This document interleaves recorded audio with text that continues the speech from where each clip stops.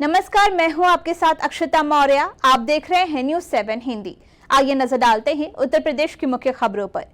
कानपुर से एक भवनात्मक लेकिन बेहद तीखा सवाल सामने आया है, जहां पहलगाम हमले में शहीद हुए शुभम द्विवेदी की पत्नी ऐशान्या ने केंद्र सरकार और क्रिकेट बोर्ड से पूछा है कि जब पाकिस्तान बार बार भारत के निर्दोष नागरिकों को निशाना बनाता है, जब ऑपरेशन सिंदूर जैसे कड़े कदम उठाकर भारत उसके आतंकी ठिकानों पर हमला करता है, जब लोकसभा में इस पर गंभीर बहस चल रही है, तो फिर उसे पाकिस्तान के साथ क्रिकेट खेलने की क्या जरूरत है। ऐशान्या ने सवाल किया कि आखिर 14 सितंबर को एशिया कप में भारत पाकिस्तान के बीच होने वाले मुकाबले का क्या औचित्य है, जब दुश्मन देश हर मोर्चे पर भारत के खिलाफ साजिशें रच रहा है। आपको बता दें कि ये टूर्नामेंट 9 से 28 सितंबर तक यूएई में खेला जाएगा और भारत पाकिस्तान को एक ही ग्रुप में रखा गया है। सवाल बड़ा है, क्या देश के जज्बात से बड़ा हो गया है क्रिकेट का मुनाफा।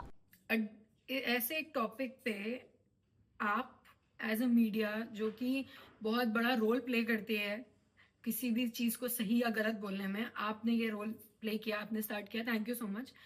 एंड मैं भी पूरी तरीके से इंडिया पाकिस्तान का ये जो मैच है इसको बॉयकआउट करूंगी। बीसीसीआई इसको होस्ट कर रहा है, ये बहुत ज्यादा एक जो विक्टिम है इस फैमिली जो हम झेल रहे हैं, हम 26 फैमिली जो झेल रहे हैं, अपने 3 महीने में आप भूल गए। मैं शुरू से बोल रही थी कि लोग भूल जाते हैं, बट मुझे ये नहीं पता था कि इतनी जल्दी ये देश, ये नेशन या बीसीसीआई या XYZ कोई भी हमें इतनी जल्दी भूल जाएगा। 3 महीने हुए इस बात को और आप पता नहीं कैसे अग्री कर रहे हो कि आपको इंडिया पाकिस्तान को मैच करवाना है एशियन वर्ल्ड कप में। This is wrong. ये आप हमारे इमोशंस के साथ गलत कर रहे हो। एक तरफ हमसे कहा जाता है कि ऑपरेशन सिंदूर चल रहा है, एक तरफ आप ये मैच कर रहे हो। ये आप या तो हमें वैल्यू ही नहीं है, हम एज ए इंडियन आपके लिए इम्पोर्टेंट ही नहीं है। एंड अगर ये बात है कि हम ये मैच कर रहे हैं क्योंकि एक फ्रेंडली मैच, हम क्रिकेट कम्स बिफोर नेशन, ये जितनी भी चीजें जो मैं सुन रही हूँ, people also, we as Indian, हम एक हिंदुस्तानी हैं, हम सबसे पहले आने चाहिए इस नेशन के लिए। सबसे पहले एक हिंदुस्तानी, उसका खुद का बच्चा सबसे पहले आना चाहिए। यहाँ 26 लोग एक टेरर अटैक में मार दिए गए हैं और आप उसी देश के साथ एक गेम खेलने के लिए अग्री कर रहे हैं। दिस इज रॉन्ग, ये बहुत ज्यादा गलत है।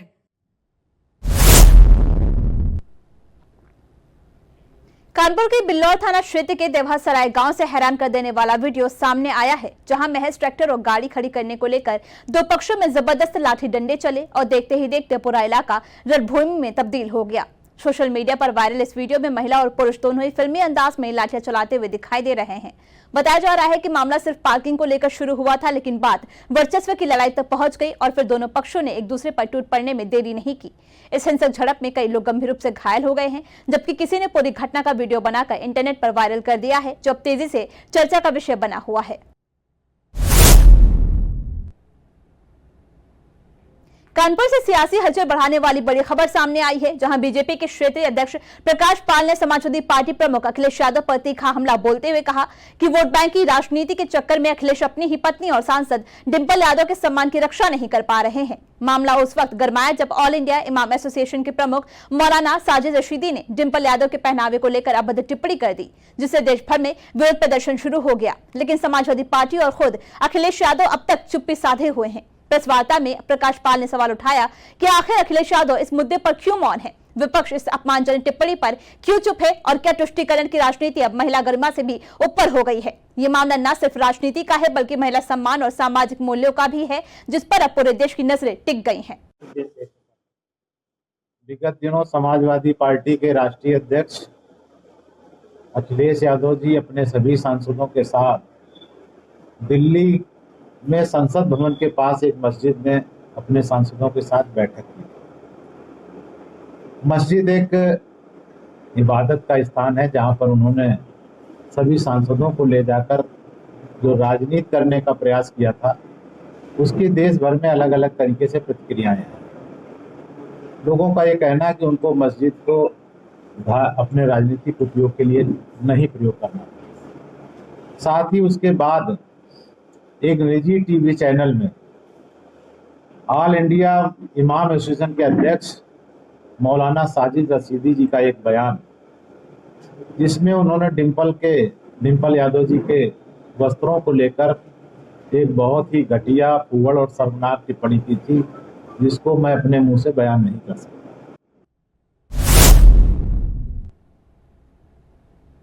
जालौन से बड़ी खबर सामने आई है, जहां पिछले कई दिनों से सक्रिय अंतर्राज्यीय महिला टप्पेबाज गिरोह का पुलिस ने भांडाफोड़ करते हुए आधा दर्जन महिलाओं को गिरफ्तार किया है। ये महिलाएं भीड़भाड़ वाले इलाकों में खासतौर पर दूसरी महिला को निशाना बनाकर वारदातों का अंजाम देती थी। पुलिस को इनके पास से चोरी में इस्तेमाल होने वाले ब्लेड और चांदी के गुच्छे भी बरामद हुए हैं। वल्लभनगर चौकी प्रभारी अनिल कुमार ने एक पीड़ित महिला की शिकायत पर त्वरित कार्रवाई करते हुए इस गिरोह को दबोच लिया। फिलहाल पकड़ी गई महिलाओं के खिलाफ पुलिस ने वैधानिक कार्रवाई शुरू कर दी है और पूरे गिरोह की कुंडली खंगाली जा रही है।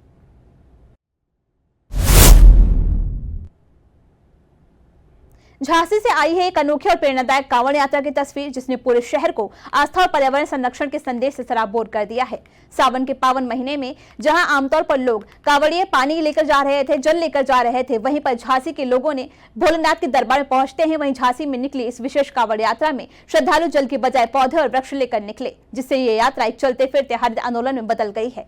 रानी लक्ष्मीबाई पार्क से शुरू हुए इस शोभा यात्रा में प्लास्टिक का सुर और धुआंसुर जैसे प्रतीकों के माध्यम से प्लास्टिक और प्रदूषण के दुष्परिणामों पर करारा संदेश दिया गया। तो वहीं धरती माता, जल देवी और स्वच्छता नायिकाएं जैसी प्रतीक यात्रा को चलता फिरता इको थिएटर बना दिया गया। संयोजक डॉक्टर जितेंद्र कुमार तिवारी ने इसे एक परंपरा का बीजारोपण बताया है और कहा है कि ये सिर्फ धार्मिक आयोजन नहीं बल्कि जन जागरूकता का स्थायी प्रयास है। जीरो वेस्ट सिद्धांत के साथ निकली इस यात्रा ने हर कदम पर स्वच्छता, पर्यावरण और भावी पीढ़ी के लिए प्राकृतिक संरक्षण का संदेश दिया।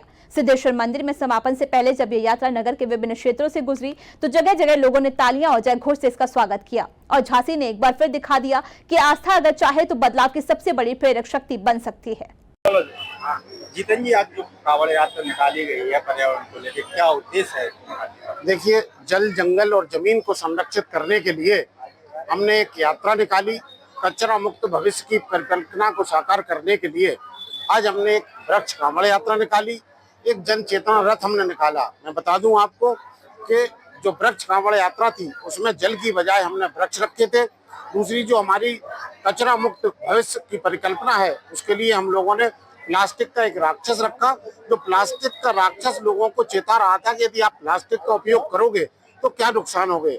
हमारे साथ एक धुआं राज चल रहा था जो ये बता रहा था कि आप प्रदूषण यदि फैलाओगे, धुआं यदि करोगे तो पर्यावरण को कितना नुकसान होगा। हमारे साथ वो वन्यजीव चल रहे थे जो इस बात का संकेत दे रहे थे, लोगों को समझाने का प्रयास कर रहे थे कि यदि आप जल, जंगल, जमीन को नष्ट करोगे तो हमारे लिए स्थान कहाँ बचेगा, हम कहाँ रहेंगे। और मैं बता दूं आपको, ये यात्रा जिला जन कल्याण महासमिति रानी झांसी फाउंडेशन, हम लोग पिछले 15 वर्षों से स्वच्छता, पर्यावरण, जल संरक्षण और कचरा प्रबंधन को लेके इस तरह के अनूठी पहल करते रहे हैं। जुलाई को सुबह लगभग 4 बजे एक सूचना प्राप्त हुई।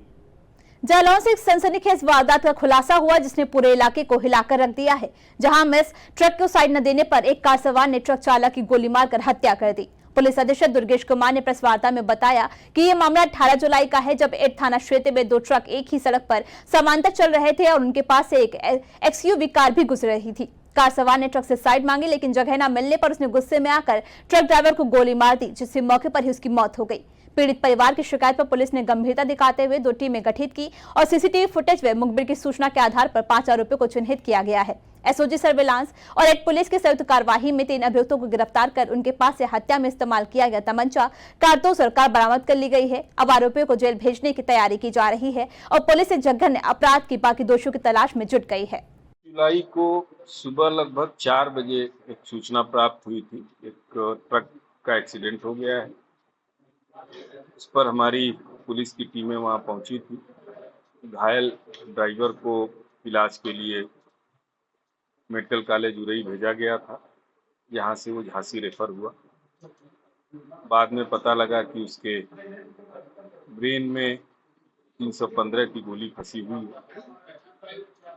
इस सूचना पर अपर पुलिस महानिदेशक कानपुर जोन, पुलिस उप महानिरीक्षक झांसी परिक्षेत्र द्वारा इस घटना का सफल अनावरण करने के लिए निर्देशित किया गया। मेरे द्वारा 2 टीमें गठित की गई, एक एसओजी और सर्विलांस की, दूसरी थाना प्रभारी 8 के नेतृत्व में।